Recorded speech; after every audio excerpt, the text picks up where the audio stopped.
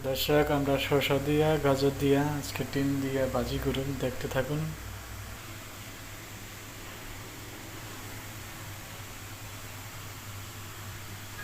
এখন তেল দিলাম।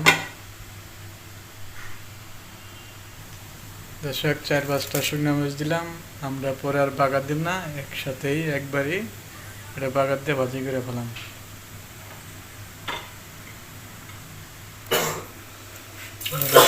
রসুন অ্যাড করলাম, রসুনটা এখন তো ফ্রাই করুন।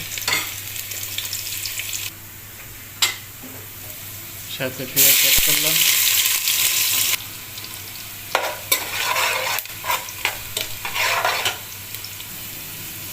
একটু লবণ অ্যাড করলাম সাথে।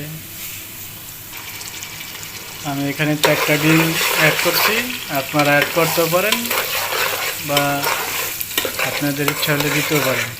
আমি 4টা ডিম অ্যাড করে দিচ্ছি আমাদের ভাজিটা টেস্ট বাড়ানোর জন্য। ভিডিওটা দেখতে থাকেন। এখন আমাদের ডিমটা একটু ফ্রাই হয়ে গেছে, বাদামি কালার হয়ে গেছে। এখন সাথে কিছু কাঁচামরিচ অ্যাড করুন, তার সাথে ভাজি ছেড়ে দিব।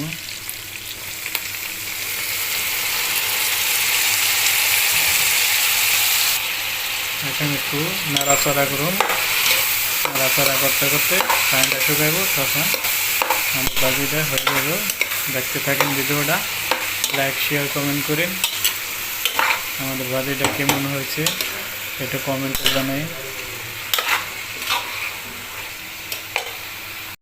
দর্শক, জাল দিয়ে দিতে পানি অনেকটাই কমে গেছে, এই তো আরও কমামো, একেবারে ভাজা ভাজা করামো, তখন আমাদের ভাজিটা হয়ে যাবে।